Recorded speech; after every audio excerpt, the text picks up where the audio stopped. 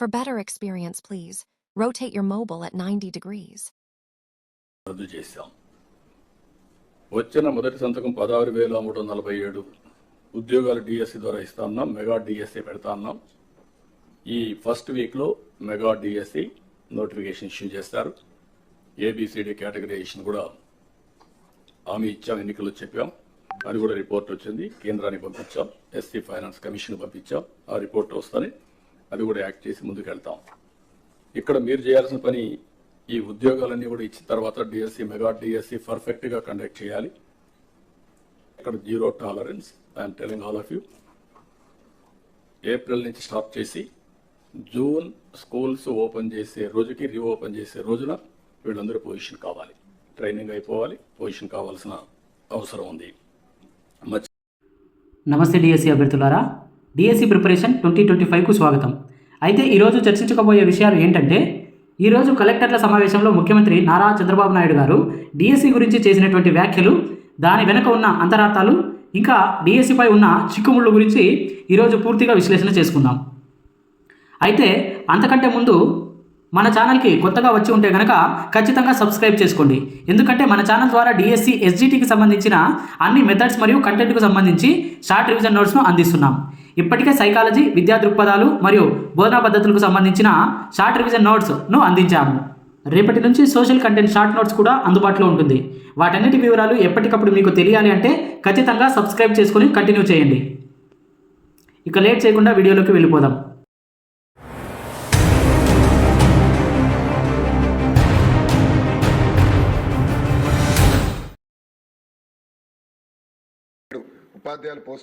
మొన్నటి వరకు నారా లోకేష్ గారు అసెంబ్లీ సమావేశాల నేపథ్యంలో ప్రతిరోజు మార్చి అని చివరికి మాట మార్చి ఈ సంవత్సరంలోనే డిఎస్సి నియామకాలు చేపడతాం అని చెప్పి సమావేశాలను ముగించారు.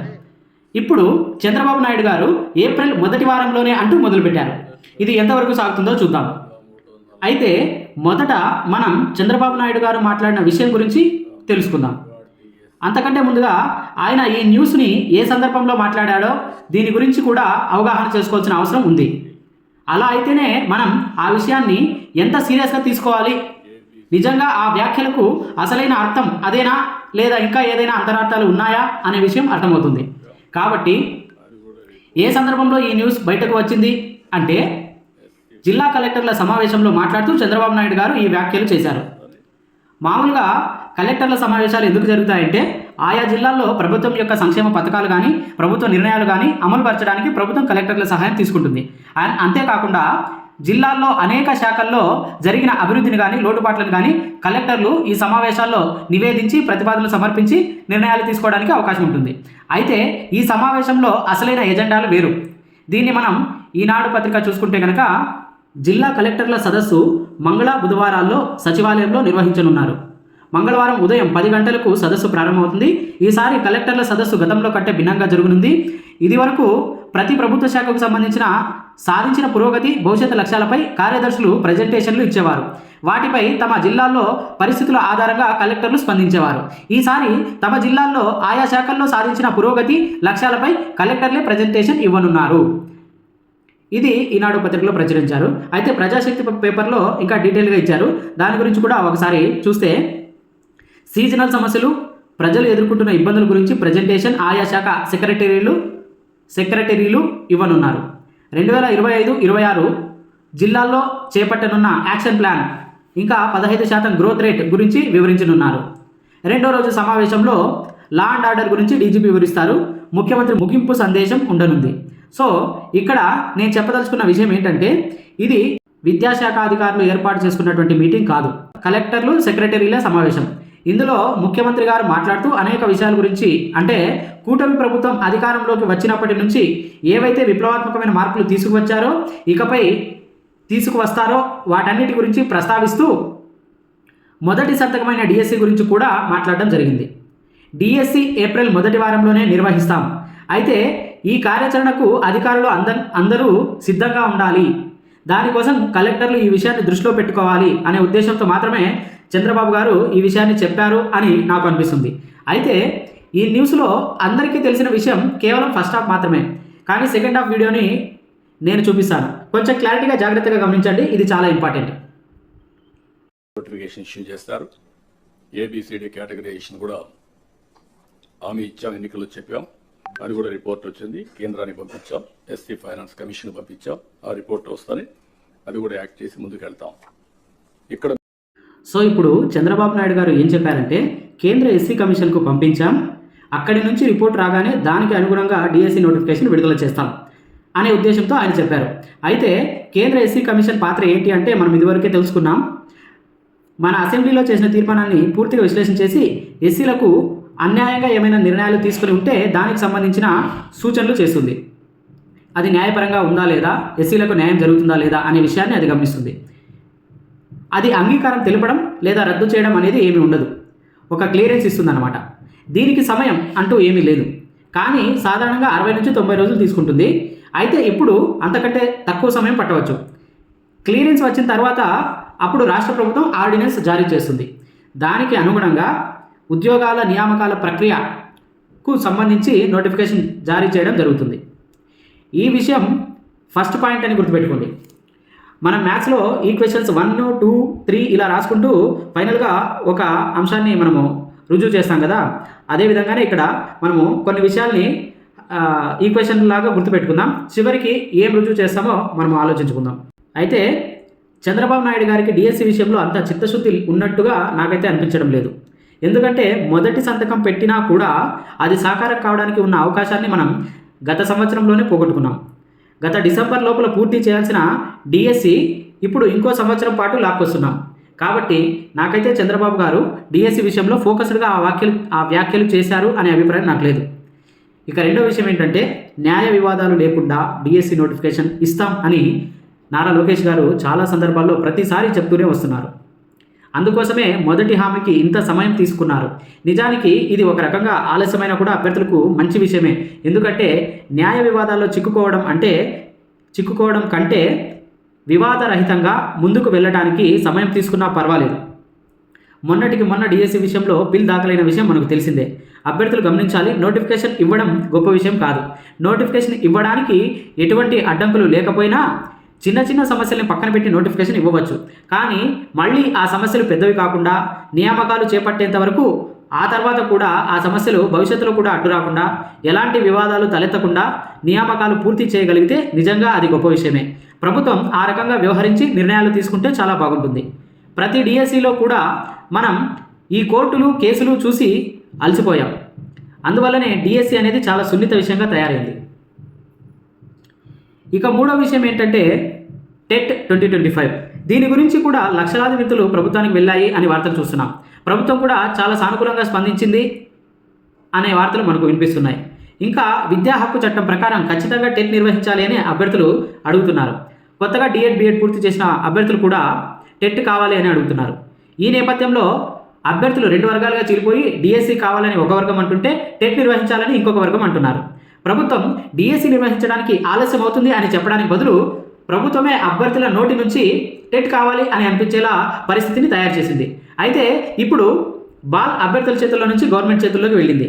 మొదటి సంతకం అంటూ గొప్పలు చెప్పుకుని డిఎస్సిని ప్రకటించిన ప్రభుత్వం దాన్ని సాకారం చేయకుండానే మొదటి సంవత్సరం పాలనను పూర్తి చేసింది అనే అపవాదు రాకుండా ఉండాలి అని ప్రభుత్వం అనుకొని ఆ రకంగా ఒత్తిడికి గురైతే ఆ విషయాన్ని ఒక ప్రతిష్టాత్మక విషయంగా తీసుకుంటే కనుక ఖచ్చితంగా ఏది ఎలా ఉన్నా కూడా జూన్ నాటికి నియామక ప్రక్రియ పూర్తి చేసే అవకాశం కూడా లేకపోలేదు. అటువంటప్పుడు టెట్ నిర్వహించే అవకాశం ఏమాత్రం ఉండదు. కానీ ఇందులో ఎన్నో సమస్యలు ఉన్నాయని అభ్యర్థులు గమనించాలి. గత వీడియోలో కూడా ఈ విషయాలన్నీ చెప్పుకుంటూ వచ్చాను. ఇక నాలుగో విషయం ఏంటంటే, ఇది ప్రజావాణి పత్రికలో ప్రచురించారు, దాన్ని కూడా ఒకసారి చూద్దాం. డిఎస్సి అభ్యర్థులు డిలా, అదిగో ఇదిగో అంటూ డిఎస్సి నోటిఫికేషన్పై ప్రభుత్వం తాత్సారం, పాఠశాలల రేషనలైజేషన్పై దృష్టి, పోస్టులు తగ్గుతాయని నిరుద్యోగుల్లో ఆందోళన. ఈ ఆర్టికల్ మొత్తం చదవను, ఎందుకంటే ఈ విషయాలన్నీ కూడా నేను ఇంతకుముందు వీడియోలో ఎన్నోసార్లు చెప్పుకుంటూ వస్తూనే ఉన్నాను. కొంతమంది నెగిటివ్ కామెంట్స్ కూడా పెట్టారు. రేషనలైజేషన్ గురించి మనకెందుకు, పాఠశాలల విలీనం గురించి మనకెందుకు అని, అవసరం లేదు అని కామెంట్స్ పెట్టారు. అయితే ఇప్పుడు వాళ్ళందరూ కూడా పోస్టులు తగ్గే అవకాశం కూడా ఉంది అని ఇప్పటికైనా తెలుసుకోండి.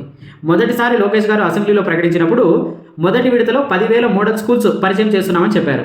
అయితే ఈ మోడల్స్ స్కూల్స్ సంఖ్య భవిష్యత్తులో పెరిగే అవకాశం ఉందని మనం సంబరపడ్డాం. ఇంతలోనే లోకేష్ గారు మరోసారి 10,000 అని కాకుండా 7,000కు తగ్గారు అన్న విషయం మనం గమనించాలి. డిఎస్సి నోటిఫికేషన్ విడుదల కంటే ముందుగా పాఠశాలల రేషనలైజేషన్ చేయాలనే తలంపుతో అధికారులు ముమ్మర కసరత్తు చేస్తున్నారు. కనీస సంఖ్యలో విద్యార్థులు లేని పాఠశాలను దూరంగా ఉన్నత పాఠశాలలో విలీనానికి పేరెంట్స్ కమిటీ ద్వారా తీర్మానం చేసే పనిలో ఎంఈఓలు ఉన్నారు. ఈ బాధ్యతలను ఎంఈఓలకు అప్పగించిన ప్రభుత్వం క్రమంగా పాఠశాలలను తగ్గిస్తుందనే ఆందోళన తల్లిదండ్రులు, ఉపాధ్యాయుల్లో ఉంది. ఈ పరిణామం నిరుద్యోగుల్లో కూడా ఆందోళన కలిగిస్తుంది. పాఠశాలలు తగ్గిస్తే పోస్టులు కూడా తగ్గుతాయేమోనన్న భావన డిఎస్సి అభ్యర్థుల్లో నెలకొంది. అయితే ఇక్కడ పోస్టులు పెరుగుతాయా తగ్గుతాయా అనే విషయం ఇప్పుడు మనం ఆలోచించడం కంటే ఎన్ని పోస్టులు ఖాళీగా ఉన్నాయి అనే విషయం పైన క్లారిటీ వచ్చే అవకాశం ఉంది అని గమనించాలి. ఇక ఐదో విషయం ఏంటంటే ప్రభుత్వం డిఎస్సి కోచింగ్ ఇవ్వడం గురించి మనం చూసుకుంటే అది 3 నెలల పాటు క్లాసులు జరిగే అవకాశం ఉంది. అంటే ఏప్రిల్, మే, జూన్ ఈ 3 నెలలు అన్నమాట. అయితే ఇప్పటి వరకు కోచింగ్ నిర్వహిస్తారా లేదంటే నోటిఫికేషన్ నేపథ్యంలో కోచింగ్ సమయాన్ని కుదిస్తారా అనేది ఆలోచించాలి. నిజానికి ఇప్పటికీ కోచింగ్ సెంటర్ల చుట్టూ తిరిగేవారు ఇప్పటికైనా మేల్కోండి. ఒకరు చెప్పడం మీరు వినడం, ఇలా నేర్చుకోవడం, దీనికి ముగింపు చెప్పండి. దీనివల్ల చాలా తక్కువ కాలం గుర్తుంటుంది. ఏ టాపిక్ అయినా కూడా చాలా తక్కువ కాలం గుర్తుంటుంది. ఒక వారం 10 రోజుల తర్వాత మళ్ళీ మొత్తం మర్చిపోతారు. కాబట్టి మళ్ళీ క్లాసులు వినాల్సి వస్తుంది. అలా కాకుండా మీ అంతటా మీరు చదివి అర్థం చేసుకుని గుర్తుపెట్టుకోవడానికి ప్రయత్నం చేసి చూడండి. మీ అంతటా మీరు నేర్చుకోవాలనే తపనతో చదవండి. దాన్ని ప్రతిరోజు రివిజన్ చేస్తూ ఉండండి. ఖచ్చితంగా ఎక్కువ కాలం గుర్తుంటుంది. పాఠశాల పిల్లలకి పుస్తకాల బరువు ఎక్కువ కాకుండా తక్కువ చేయాలి అని ప్రభుత్వం ఎలా భావిస్తుందో అలాగే అభ్యర్థులకి కూడా ఈ కోచింగ్ సెంటర్లో వాళ్ళు ఇచ్చే మెటీరియల్స్, వాళ్ళ కంటెంట్ చాలా విస్తృతంగా ఉండడం వల్ల అభ్యర్థులకు మానసికంగా చాలా బరువుగా అనిపిస్తుంది. దాన్ని తగ్గించాలని నేను అనుకుంటాను. ఎవరైనా కూడా అది ఎగ్జామ్ పేపర్ తయారు చేసే వాళ్ళైనా సరే లేదంటే మీకు క్లాసులు చెప్పే వాళ్ళైనా సరే ఎవరైనా కూడా అకాడమీ పుస్తకాలు లేదా స్కూల్ పాఠ్య పుస్తకాల నుంచినే కంటెంట్ను కానీ క్లాసులను కానీ క్రియేట్ చేస్తారు, క్వశ్చన్స్ని కానీ క్రియేట్ చేస్తారు. కాబట్టి అభ్యర్థులందరూ కూడా ముఖ్యంగా మొదట ఆ పాఠ్య పుస్తకాలని, అకాడమీ పుస్తకాలని బాగా మీ ప్రయత్నంతో చదవండి. మీ ప్రయత్నానికి తోడుగా కేవలం పాఠ్య పుస్తకాలు మరియు అకాడమీ పుస్తకాలతో మాత్రమే ఎస్జిటి వాళ్ళకి షార్ట్ రివిజన్ నోట్స్ను తయారు చేశాం. వాటిని వినియోగించుకోండి. మీ ప్రిపరేషన్లో వేగం పెంచుకోండి. ఇప్పటి వరకు మనకంటే తక్కువ ప్రైస్కి ఎవ్వరూ ఇవ్వలేదు అన్న విషయాన్ని గుర్తుపెట్టుకోండి. ఒక సబ్జెక్ట్ కేవలం 20 నుంచి 30 రూపాయల్లోనే ఉంటుంది. షార్ట్ నోట్స్ వివరాల కోసం నా నెంబర్కు మెసేజ్ చేయండి. నా నెంబర్ 9963561552. ఇంకోవైపు ఏజ్ రిలాక్సేషన్కి సంబంధించి కూడా ప్రభుత్వం సానుకూలంగా స్పందించే అవకాశం ఉంది. దానికి సంబంధించి కూడా మరికొద్ది రోజుల్లో క్లారిటీ వస్తుంది. ఇప్పుడు నేను చెప్పిన విషయాలు అన్నీ కూడా మొత్తం అధికారిక సమాచారం మరియు వార్తా కథనాల నుంచి సేకరించినవి కాబట్టి ఇది ఫేక్ న్యూస్ కాదు. నేను కేవలం నిజమైన ప్రచురణలు లేదా మీటింగ్స్, కథనాలు లాంటి వాటిని విశ్లేషణ చేసి మీకు అందిస్తాను.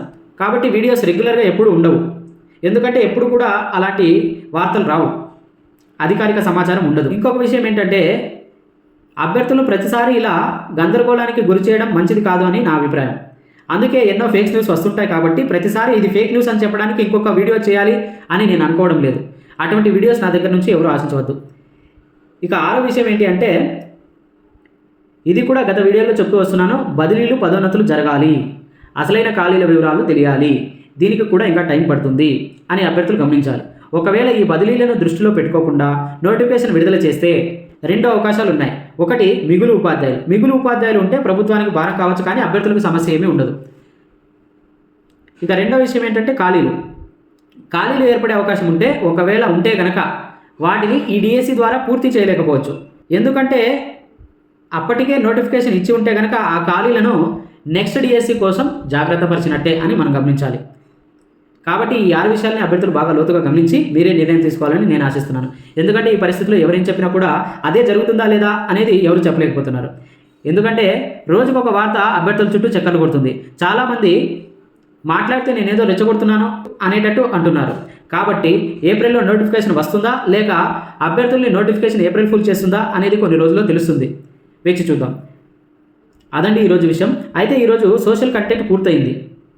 రేపటి నుంచి సోషల్ కంటెంట్ మాత్రమే 50 రూపాయలకు వారం రోజుల పాటు అందుబాటులో ఉంటుంది. దీన్ని అందరూ వినియోగించుకోవాలని కోరుకుంటున్నాను. ఇది కావాలనుకునే వాళ్ళు నా నెంబర్కు మెసేజ్ చేయండి. అయితే మొదటగా మీరు మన పీడిఎఫ్ గురించి వింటున్నట్టయితే కనుక మన ఛానల్లో ఉన్న సబ్జెక్ట్ వీడియోస్ గురించి ఒకసారి చూసి ఆ తర్వాత పర్చేస్ చేయండి. మరొక అప్డేట్తో మరొక రోజు మీ ముందుంటాను. అంతవరకు సెలవు. నమస్కారం.